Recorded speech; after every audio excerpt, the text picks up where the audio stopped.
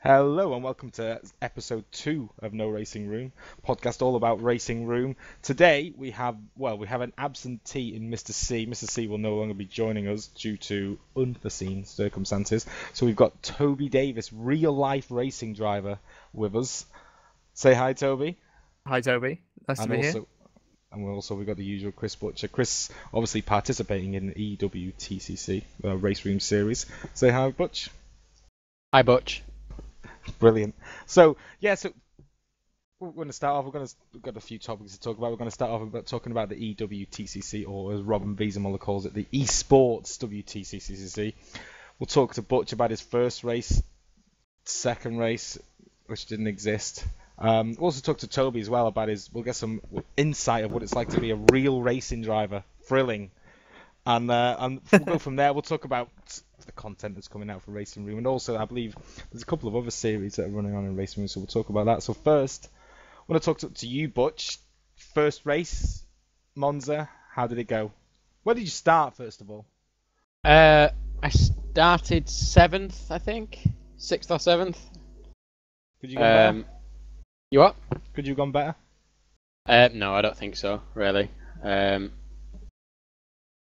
I think the race pace was decent, and I kept pace with the leaders for most of it. But by the time I'd stopped battling, I'd lost the slipstream, so I had no chance of catching, unfortunately. So I think 5th was the best I could do at the end of the day.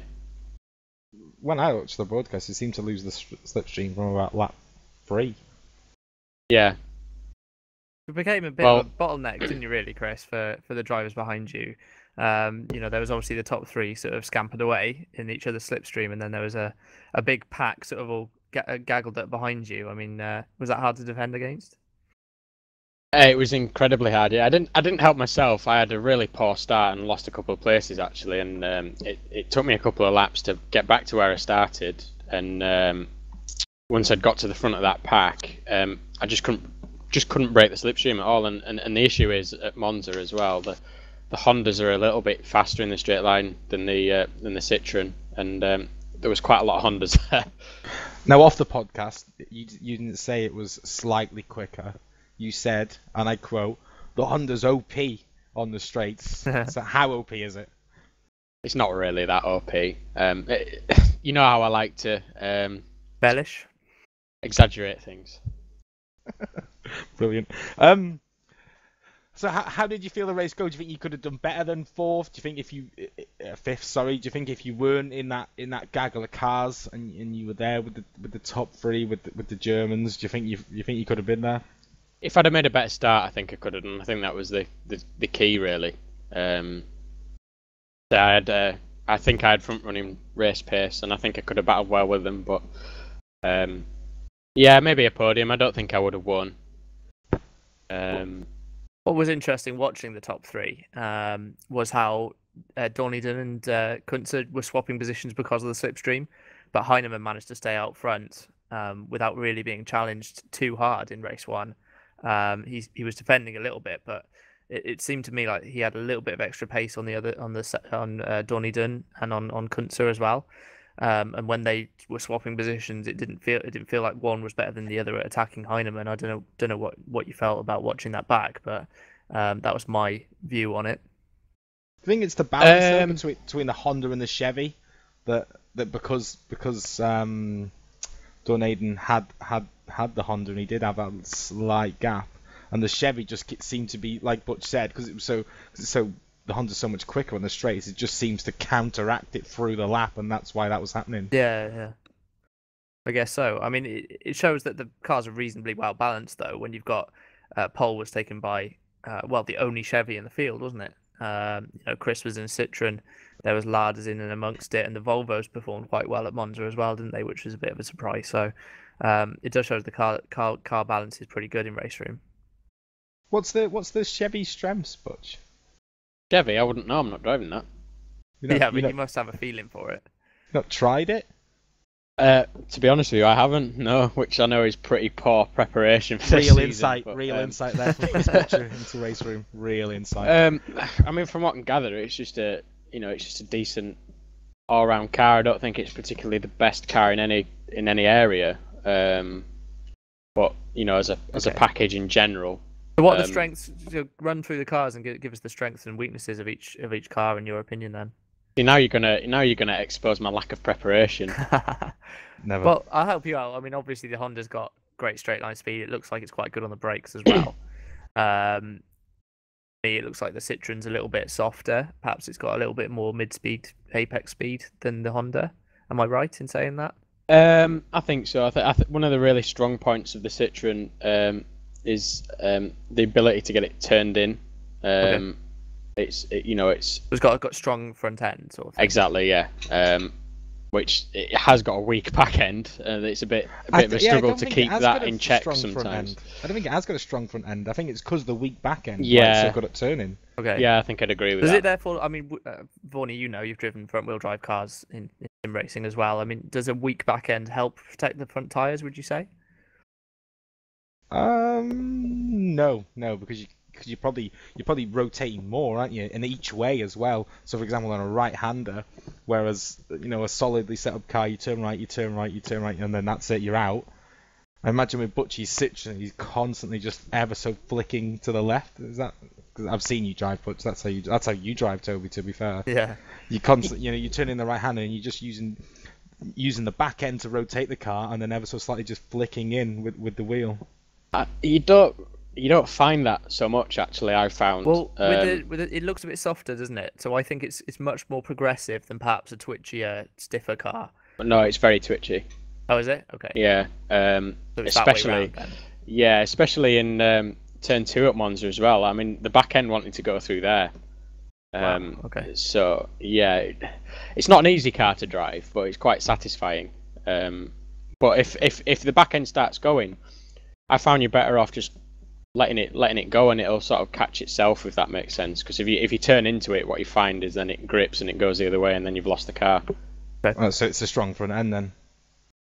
So after all that, it's a strong front end. Brilliant.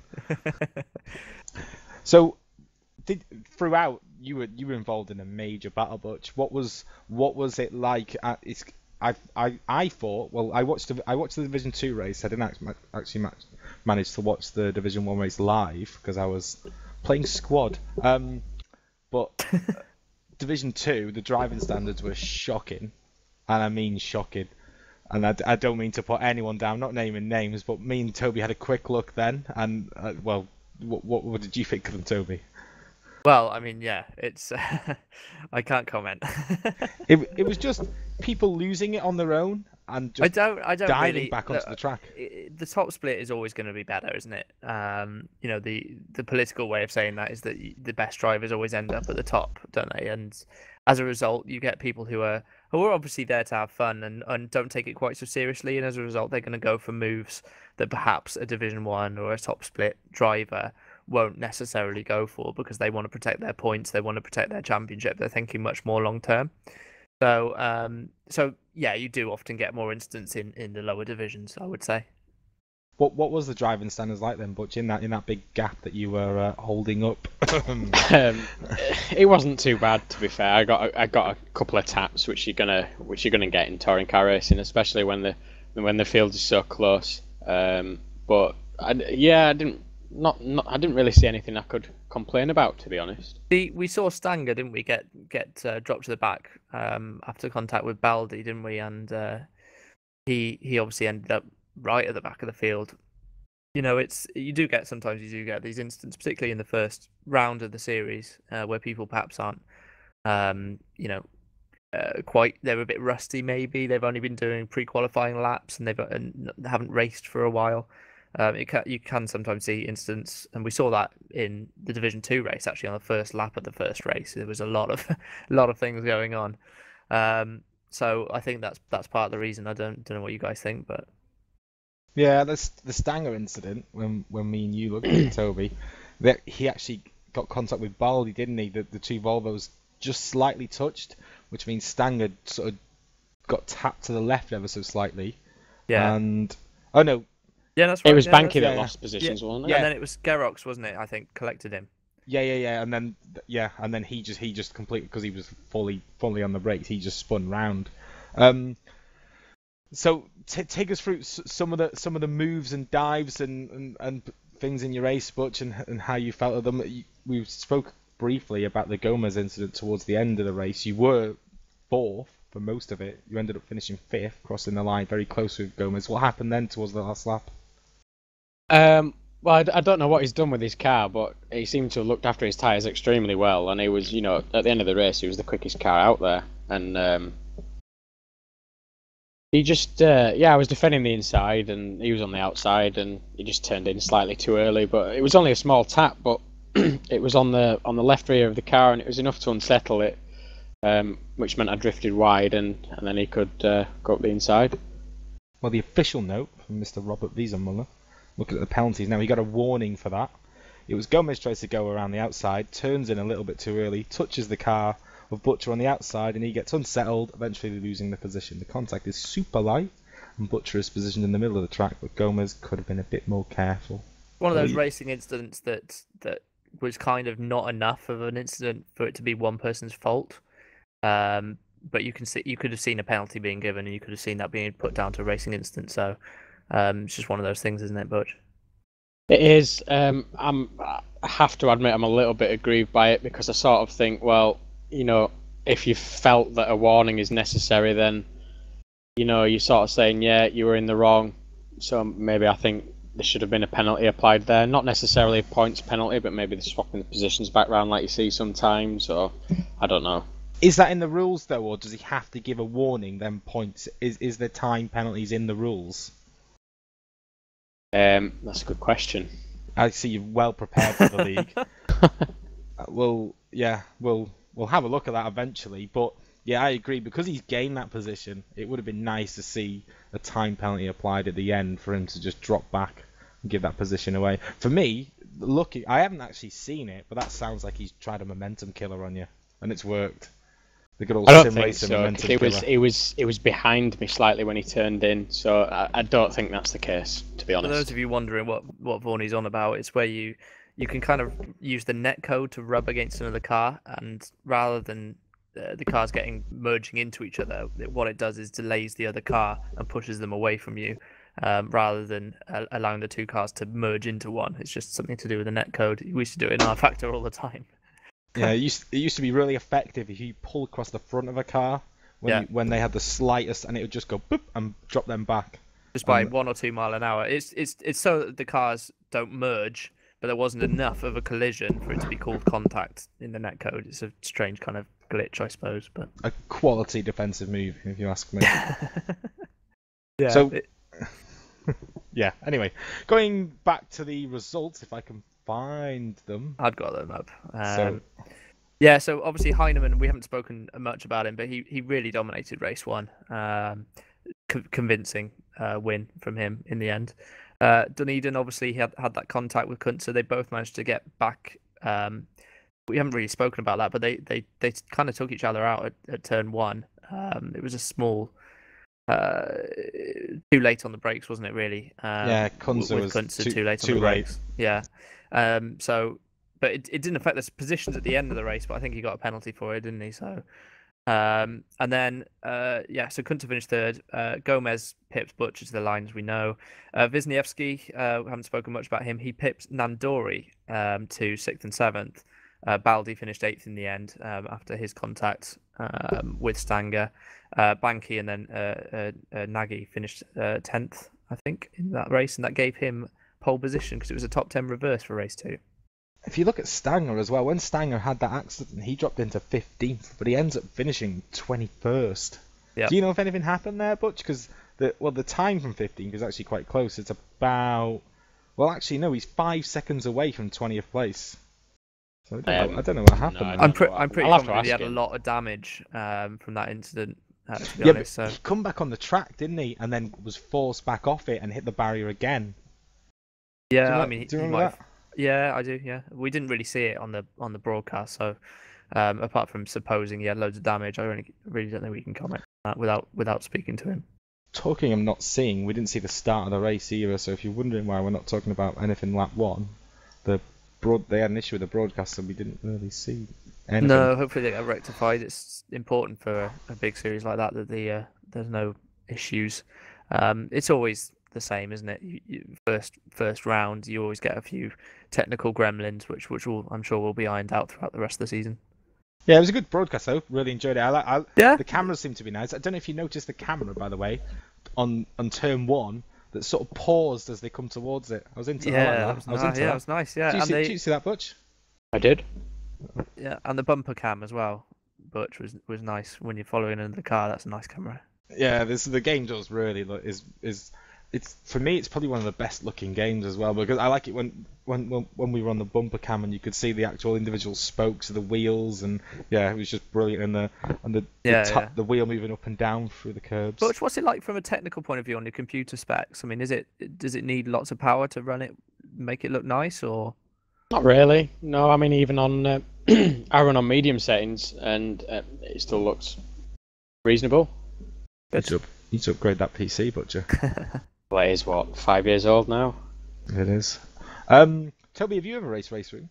Do you know what? I haven't raced it. I know Ryan Callan, I borrowed his computer for a bit and tried it once. But I can't really comment on the handling because that was ages ago. So it's all been upgraded and changed since then. So yeah, it's constantly updated. Yeah, one thing they do need to introduce is custom skins and liveries. I think that's really important for a top tier race game to allow customization like that and enable teams to really show what their actual colours are.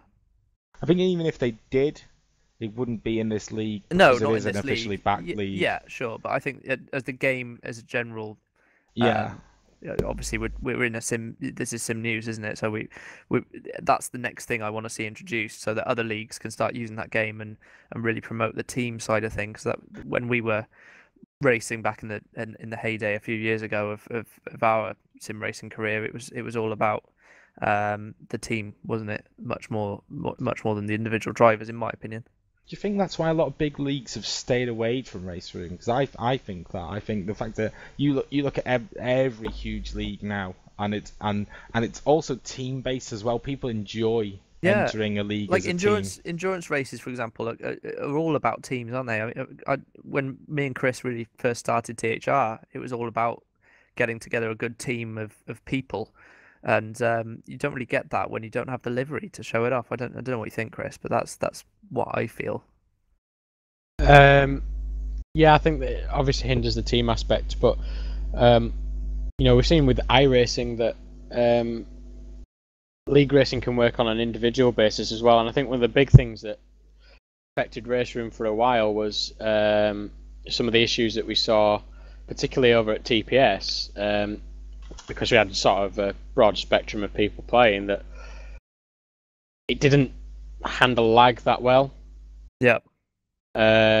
Which obviously is a big issue for league racing, especially when you've got cars lagging about all over the place. And it's been a while since we've had a nice stable game to play on, really, isn't it? I mean, the next generation, if you like, I'm doing inverted commas in the air, but the next generation of sim racing games just don't feel complete to me. Like R Factor was the de facto one to go to for best part of, it was 8 or 9 years. That was the only game really, and it's still being used in league racing.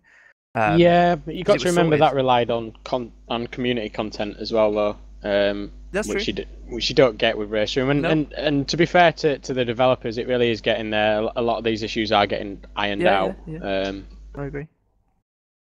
It is a very it's a very stable game, but it just hasn't got the aspects that a lot of communities and really big leagues need, like the skins, like even in terms of like race options. I mean, can you they have the GT cars? You spoke about the GT cars in episode 1, but you said they just don't feel nice.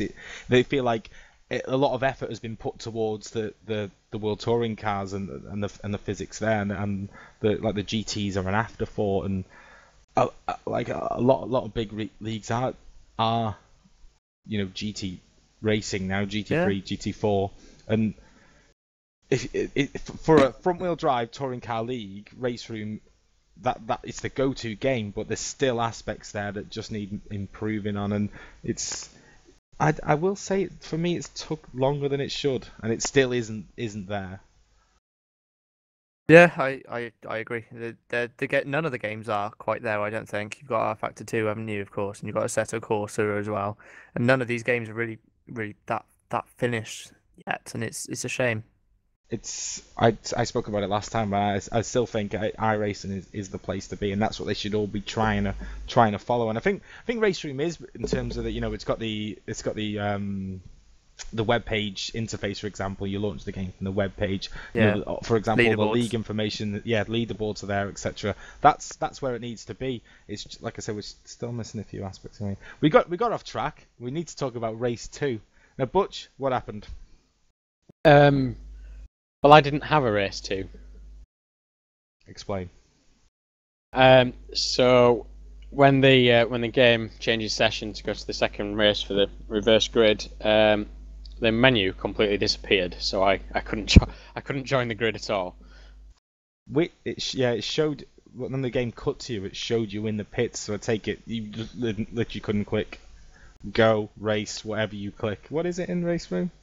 Drive, I think it is. Drive, yeah. Could you have quit out of the game and then rejoin the server, or does it not? No, because it was in a race session, it's a closed session, so Right. if you disconnect from the server, you can't join back in. But I tried absolutely everything. I was spamming the escape key, clicking where I think the button should have been, Control Alt Delete, Alt Tab, everything, and it just couldn't get the menu to come up.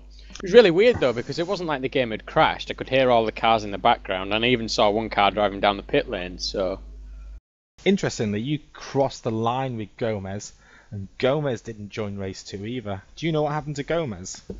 No, it'd be good if you could get in touch actually, but I've got a feeling. Might be a language barrier with Butch. Well, yeah. Gomez can probably speak perfect English, but there will still be a language barrier with Butch. Yeah.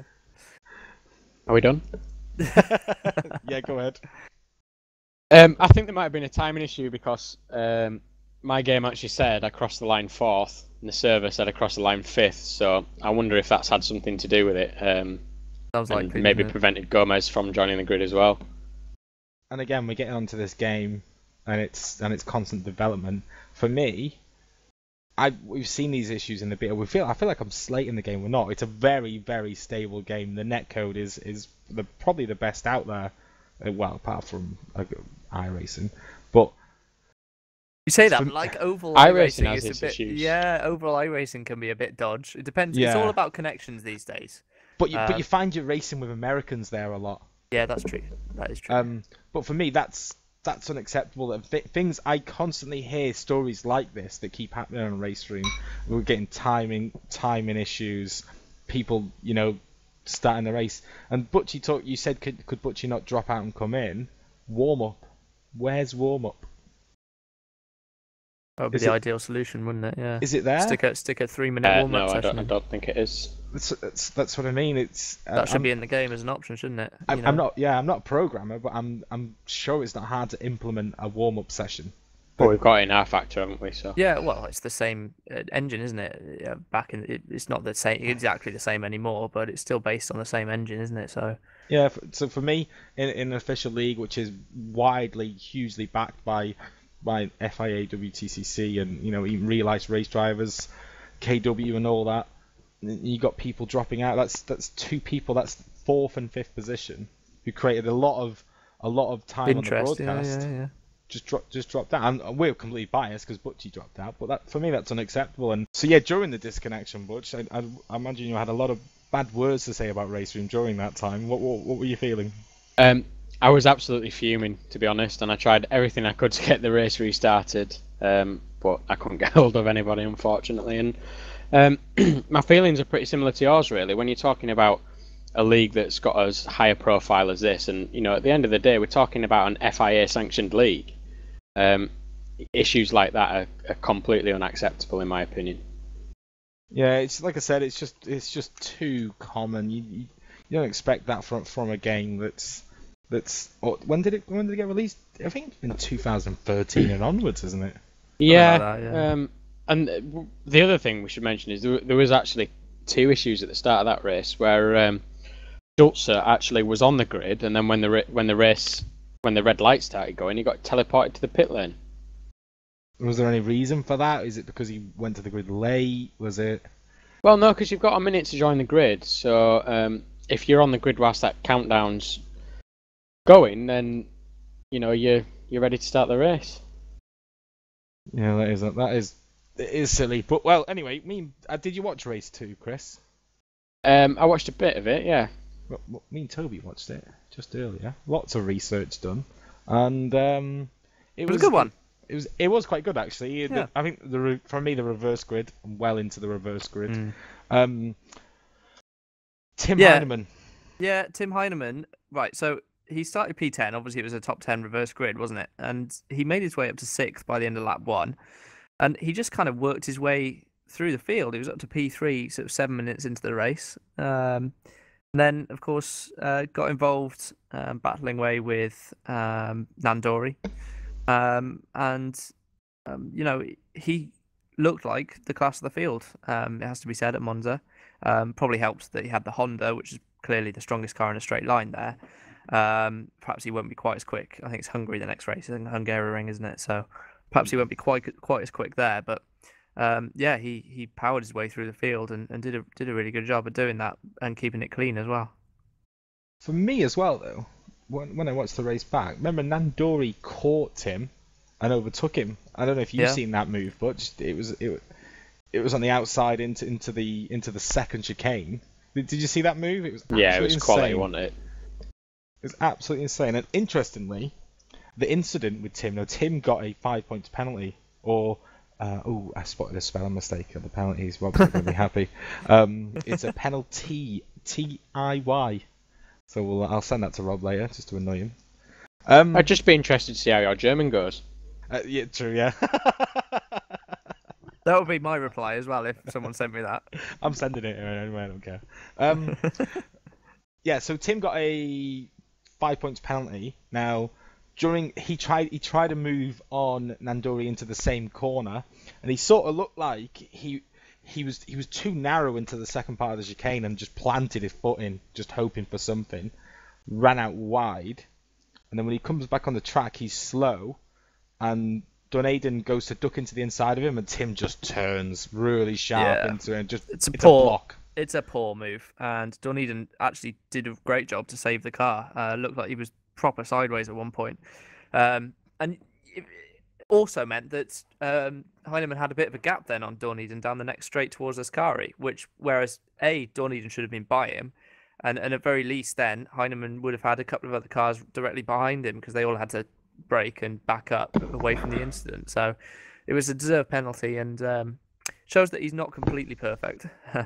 He's still, I think he's just one of those people who's used to leading from the front and perhaps gets a bit I don't know what the word is, concerned. So when he loses pace, loses positions, loses his head a little bit, and he always wants to be at the front, and you get that attitude sometimes. And the thing is, you've got to stay calm. Lack of composure. Exactly, that's what I'm trying to say. Which Nagy didn't have either, did he? Because David or Nagy, lost it all by himself from the lead, didn't he, and put it in the wall. Yeah, he put it in the wall at the same corner, dropped it from the lead to 15th. Yep.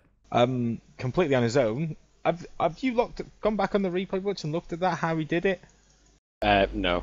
Because he wasn't like he ran off wide and bounced off the corner. He was full on straight in the wall. As if he's like the only I don't know. Two wheels would be the only thing I could think of. Took too much of the first curve, got two wheels somehow, and therefore you got no brakes, you got no retardation, and he's just gone straight across the gravel into the wall. But we didn't see it, and there's no replays, unfortunately. That's something else they need to put into the game. Replays, that would be nice. I'm sorry, I didn't realise we were doing this with David Coulthard. Sorry. Someone else I want to talk about is Baldy in that race. Coming into Ascari, he took 4 people around the outside of the first part of Ascari. 4 people. Great move, and he kept it on the track as well, because it's he could have been off track making those positions up, but he kept it within the boundaries of the track confines and made the move stick. It was a really good move. Do you see that, Butch? Yes. It was a cracking job. Do you reckon you'd have been brave enough to turn in across all those people? Probably not. No. I don't think I would be either. But I just want to say as well that I want to comment on both the races. I thought, because it's such a, when in the past when I've seen leagues with high rewards in a way, and they're really highly watched, they're well promoted. This has been well promoted. A lot of people are talking about it. I thought we were just going to see what we've seen in Division 2, but I thought the racing in both races was actually really clean, really good, and it wasn't clean as in it was just the boring moves. Oh, look, he's in the inside. Like Baldy, he was making just the really big gambles in, and you got to give respect to the other people giving him room as well. I thought that both races were quality. Yeah, I agree. And in general, the incidents were kind of not completely avoidable either. They were kind of subtle, small mistakes people were making, not major. We didn't get a massive turn one pile up, do we, or anything silly. So yeah, we've got to have a quick look at the results as well at race 2. But I just want to talk about, and we were in Slayton Division 2. We've been informed. Well, Butchie just told me there was no incidents reported in Division 2. So I think Toby's. Yeah, I highlighted, didn't I? I said that it's much more about in Division 2 that people are turning up to have fun rather than looking at the championship and they worrying simply about don't points. care. Yeah, I think they just don't care as much. It's as simple as that, isn't it? But if you were in Division 2 and someone come across the track like we've seen there, I'd be reporting it. Oh, but then again, we'd be in Division 1, wouldn't we? Maybe. I couldn't comment anymore. I don't know how good I am anymore. Well, we're not as good as Chris. He's too good. So race 2, yeah. So obviously we got Mark Dandori who finished first. A really good drive, I thought. And not only did he hold off Tim, but he scuppered his moves into the same corner. Brilliant drive from me. Really, really well deserved. Tim Heineman second. Alex Dornaday third, which I think, considering, was a good result because he couldn't get through the field as quick as Tim could. No. And they were together for a while. Heineman, Dornaday and Dornaden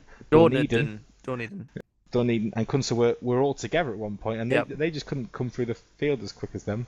Baldy again fourth, I think really, really well deserved. Solid drive, wasn't it? It was a solid drive from him because his race 1 wasn't that great. And a progressive drive as well, which I always enjoy. Yeah, he took his time, didn't he, with everything. So Kunze, I think, will be disappointed with 5th, considering where Heineman and Dornaden finished. Banky 6th, Jan Stanger 7th, much improved result. I expect more from Stanger, by the way. These 2 races. Race 1 was obviously unfortunate, and race 2. He come through the field, didn't he? We didn't see much of him in the race, but he did come through the field to get some decent points on the board. Result, so it doesn't help. I don't think he should be penalty points. I don't think he should be too disappointed with that, really, because the Volvo is not a strong car at Monza at all. No, it's not. They were sort of top 10 quality, and that's about it, really. Well, yeah. In race 1, the highest Volvo was 8th, and in race 2, Baldy managed to put it into 4th with a good drive, and then he's the next Volvo after that. So I suppose. But it's a gorgeous car, but I just want to say that it's an absolutely gorgeous car. Tamas Gerox? Yeah. That's not bad for me. Yeah, 8th in the Lada. Adam Pinchek is 9th in the Honda, and then we got Norbert Leitner. Yeah, took the final point. Took the final race. So going into the next round, it's at Hungaroring. Remember we spoke about we pre-qualify again, and pre-qualifying, there's no surprises. We got well, you're in there, Butch. How did you find pre-qualify for this race? It was tough. I made the decision to try and get in with a Citroen. I just about managed it, but it was hard work. What's the? Well, it's a completely different track, isn't it, to what you faced at Monza. Monza, we got straights, turns, straights. This is just a really flowing, as Mr. C called it in the last podcast. It's a technical track. Yeah. Yeah, it is, and the Citroen's going to struggle there. I think the cars that are going to go really well are going to be the well, actually, I think the Chevy, the Lada, and the Volvo. I'd be surprised if what you were saying about the Citroen has got a good change of direction. It's got a strong front end, we decided, and there's a lot of changes of direction required at Hungary. The second sector is all left, right, isn't it? You've got that big changes of direction that you need the strong front end for. That's right, but the problem with the Citroen is it's an inherently unstable car, so it's very easy to lose the back end, and once you do that, you just lose your rhythm, and the lap time's completely gone. And it's not particularly strong on the brakes either. Interesting what Chris says there, because that would suit me. But Chris obviously prefers the car to have a strong, stable rear end, which makes me question his choice for the Citroen in the first place, to be honest. Well, we know he's clearly done a lot of research into it. Look, I picked the Citroen because I wanted a car that I was going to enjoy driving. Okay, so you enjoy driving a car that's got a unstable rear end? Yeah. But you would prefer it to have a stable rear end? Yes. Brilliant. Punchy logic. Interestingly, a lot of people qualified you can pre-qualify in any car you want, but you race in the same car that you raced in the previous races. A lot of people pre-qualified in the Volvo. Interesting. Must be a nice all-round car for that particular track. Yeah, if it is nice and stable, I imagine the change of directions are just easier to find rather than the Hondas. What's the Volvo like under brakes, Butch? You're gonna tell me. You're gonna just lie to me. I have actually driven the Volvo. Go on. I personally think it's the best car on the brakes. Aha! That might be the reason people there are we go. using it. That's the reason. You got that big stop. You got that big stop at turn 1, haven't you? So yeah, that would make a lot of sense. By the way, what a horrible track. You don't like it? No. I kind of do. I mean, turn 1's annoying. Turn 2 it goes on forever. But the rest of the track's pretty good. Turn 3 and turn 4, that's it. After that, I'm bored. Oh, interesting. It's too tight, and why they drive F1 cars there, I have no idea.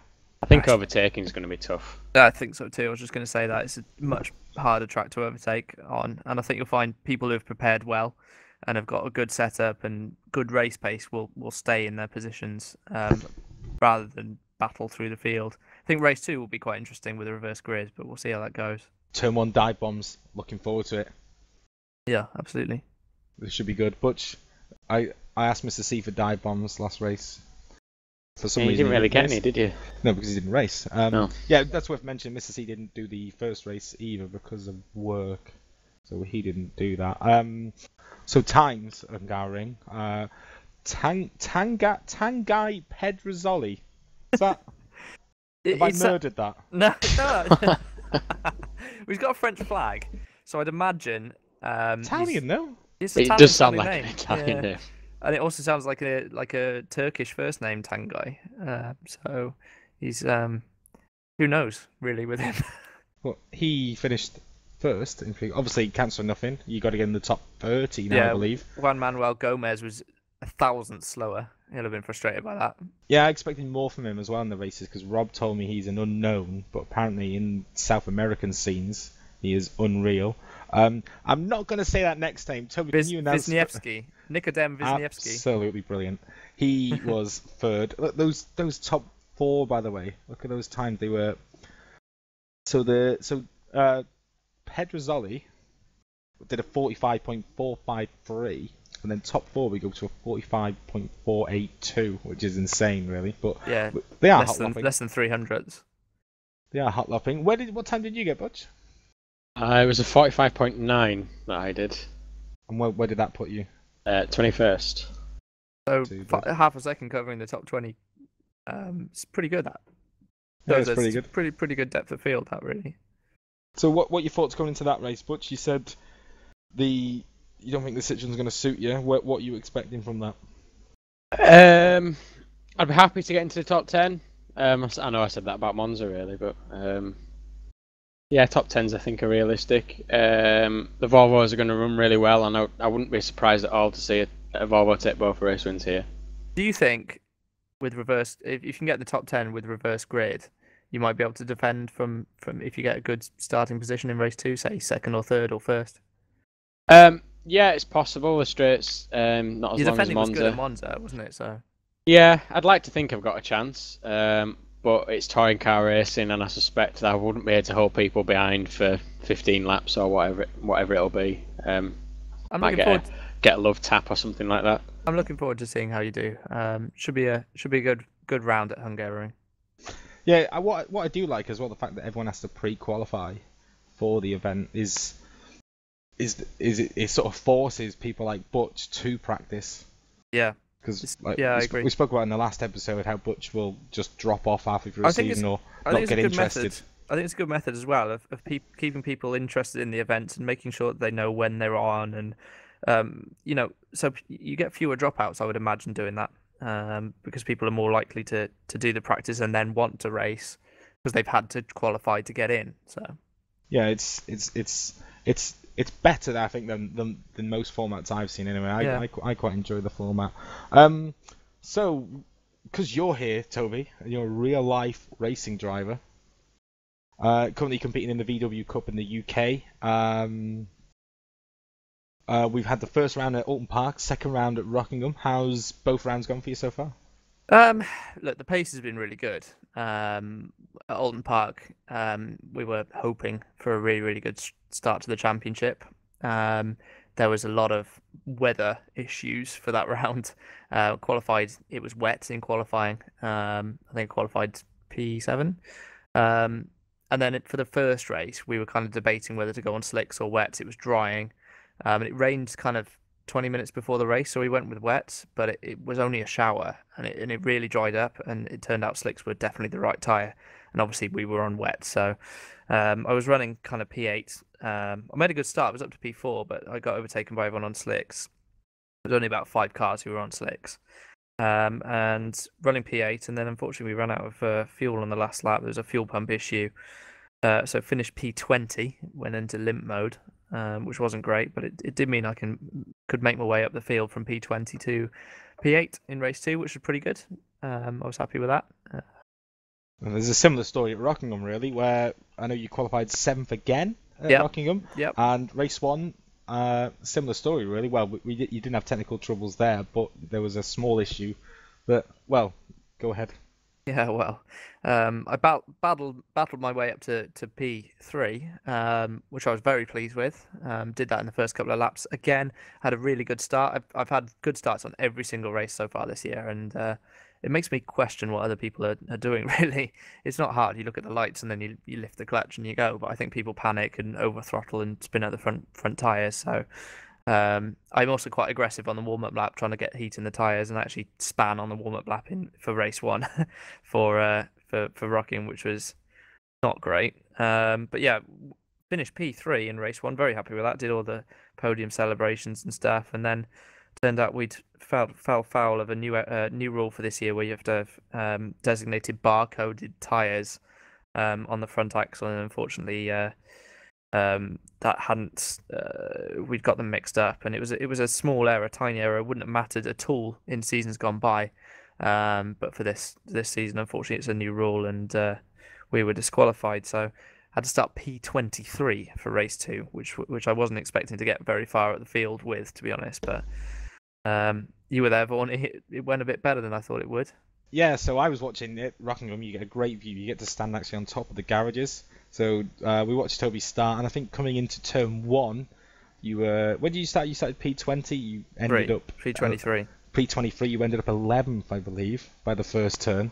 It was that good of a start. Now there is a long straight at Rockingham, but I did outbrake quite a few people as well, and they sort of smashed into each other at turn 1 as well. I just went. What my mindset was: go for every gap that you see, because it's just that's the only way you're going to make progress. Otherwise, you're going to get stuck. And it just kind of worked. Picked up a little bit of damage on turn 1, turn 2, sorry. The car span in front of me, and I couldn't avoid it. But apart from that, I had a clean race, didn't hit anything, and in the end, made it all the way up to P5, which I was very, very happy with. Which wasn't just P5. You finished 2 seconds away from the lead car. Yeah, we were in a big train, weren't we? 1st to 5th was a big train. Yeah, it was unreal, really. P23 to P5, and also what we forget to mention is you were carrying ballast from finishing 3rd. You were forced to carry the ballast, even though you got disqualified from 3rd. You were forced to carry the ballast, so that was absolutely unreal. So yeah, it was. Thank you. I think I had fastest lap by sort of 6/10 or something as well. It was 8/10.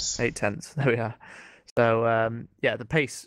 I can't say enough how good the team produced. The team produced a wicked car for me at Rockingham, and hopefully I'll be in that car for the rest of the year. That's the idea.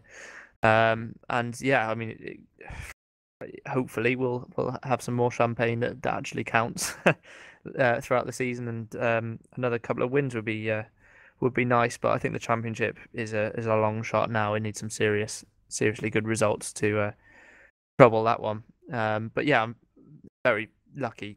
I'm aware I'm very lucky to be racing at all. I worked very hard with the team over the winter, and myself and Tony Gillan put a package together, and he's helped me out a lot. Picked up a sponsor in Leisure Time, and actually SimNews.TV as well are helping me out, which is fantastic. And of course RCIB, they're affiliated with the team, but they're helping me out too. RCIB Insurance. So big thanks to those guys. And of course my parents have helped out a little bit. We've used our supercart budget that we would normally use to race karts to help me out in the VW. So all of that put together, and it's fantastic to be racing once again, and that means more to me than the results, to be honest. I'm absolutely living. I know both of you guys would love to be in my position. So we are both extremely jealous. We constantly talk about this, Butch, don't we? We are extremely jealous, but that's I think that's why me and Butch go with you, just to sort of live the dream sort of on the outside. And that's why I invite you guys. And to be honest, anyone listening to this as well, get in touch with me. We can, if you want to come along to a race or whatever, I'll include you as part of the team. I always get you guys involved around the car, discuss things. It's kind of pretty relaxed, and it's a really good experience actually, to be on the other side as well. I've done it with my brother racing in Clio's as well. It's wicked to be following someone closely. So do get in touch if you want to come along, and we'll sort something out. And there's lots of white space on the side of that car, Toby. I've noticed there's a couple of sponsors there that you've mentioned, but there's still big spaces on the doors and other areas. So yeah, look, I'm still looking for further sponsorship. I will never stop doing that. There's definitely space available. There's other stuff involved as well. We do track days, VIP hospitality because obviously Team Hard have got a BTCC team as well. So you can get involved with that. Do VIP passes for that for yourself, your friends, your family, or clients if you're a big business owner. The social media. Team Hard have got thousands of followers. Tony's got thousands of followers. So we can all share that and get big connections with that as well. So there's a lot of opportunities there. This is why motorsport's so good. You've got all of these different avenues you can go down, and that's not even mentioning the fact that it's on Channel 4 and it's on Motors TV as well. So you've got the TV coverage as well. So. And Team Hard are a lot of companies who want to get involved, because when Team Hard do tweet something, they do, like you said, they have like an insane amount of followers and a lot of really dedicated followers as well. So once Team Hard tweets something, it's just everywhere instantly. I mean, I think I didn't follow Team Hard for about 6 months, but they were constantly on my Twitter just because of the amount of people that I follow that just tweets Team Hard. So the following they get for quite a reasonably, but they have a small team. They're branching out also into British GT, which is worth mentioning. Yeah, they got British GT cars, Brit car. They got fingers in lots of pies, and they're successful with what they do. I mean, they do things very differently to a lot of teams. Things are definitely done on a bit more of a budget, but as a result, you get a friendlier atmosphere. People are always welcome to the Team Hard garage, and they're the friendliest team in BTCC by a mile as well. So it's a great place to be. I'm absolutely loving every moment of it. And as I say, I know you guys would love to be in my shoes, but I'm very lucky to be where I am. Can we drive one day? Can we have a go? Well, they do a track day. Is $299. Yeah, that cost me money. That wasn't the question. You know what, Bonnie? I mean, if Tony Gillam's listening, we've both beaten Toby at sim racing, so it's just worth remembering. It is. Yeah, and we all know the rule: if we're quicker at sim racing, must be quicker in real life. Judging by some people's attitudes. Well, Chris actually beat me in a karting competition, didn't he, with GPVWC over the winter? That was a bit frustrating, I have to say. Well, I've just obviously got more natural talent than you. I think it was mostly due to the fact that you practiced the day before. Well, I knew you'd bring that up, and the issue with that is you also lied and said that you'd never driven at the new track before, and you've been there about 4 times. So See how we play mind games with each other? We're like best friends. We play mind games with each other all the time. I've never raced karts against you, which is a good thing because obviously the floor would be wiped. No, okay. Well, you should come down Cardiff and we'll have a go. No, I weigh about 10 stone more than both of you, so no. Anyway. I'd just like to remind Toby that's 2 tracks I've beaten him at now as well. Yeah, he's beat me twice in karting now. One was his home track at Leeds. Well, anyway, we can gloss over that. That was a bit on Toby anyway. I thought it'd be nice to get an insight from thank you guys. I mean, a real racing driver. Yeah, I'm hugely appreciative of all the support and messages that I've got. You know, and SimNews.TV being on board is great as well. It gives me another avenue to talk about this and hopefully help promote SimNews.TV as well from the other side of the coin. So it's you know, there's all these different things going on, and it's really cool to be able to talk about it with you guys, and hopefully you'll be following me. I'm on Twitter and Facebook as well. Just follow me on those avenues and stay in touch. What is your Twitter handle, Toby? Toby Davis 34. So 34 being my race number. Okay. Well, that's it for this week. Anyway, I think we've gone on enough. But yeah, like I say, if you want to follow Toby on Twitter, but do you want followers on Twitter? Do I want followers on Twitter? No. No, you don't. Well, anyway, yeah. Next episode, anyway, we'll probably be covering the next race of eWTCC, which is at Gowring, which is on Sunday. Butch, can you give me the time? Which division do you want? I want Division 1. I don't care about Division 2. Division 1 is sometime in the evening. Sometime in the evening. So tune Brilliant. in. Make sure you tune in sometime in the evening. So that's on. It's on FIA's. Well, look, I'm not helped by the fact that he's not actually put the timings on the race thread. I bet I can find them in the time before we can finish this. Don't forget, guys, as well, follow SimNews.TV on Twitter as well. Scrutineer SN is their Twitter handle. Is Mike the Scrutineer? That's the question. I wanted to know that. What do you mean, is Mike the Scrutineer? Well, his Twitter is called the Scrutineer. He has some YouTube videos which have the Scrutineer on. Is he the Scrutineer? I think he's the de facto Scrutineer. He's the only Scrutineer in the world. Okay. I agree. He controls all. I mean, you'll see him at F1 events talking about front wings with McLaren and all the rest of it. He's their scrutineer. He's got Max Mosley in his back pocket. For some reason, I had the Scottish guy in my head then from BBC that does all the tech stuff. Paul the Rester? No. Jerry Anderson? I think it is. Yeah, I think it is him. Don't know why I had that. But yeah, make sure you tune in. Give this video a like, subscribe, all the usual YouTube stuff. And will you be joining us next time, Toby? I will certainly try. I would love to be here again. Well, we know you're not busy. Thanks. No problem. Thanks for tuning in. Cheers, guys.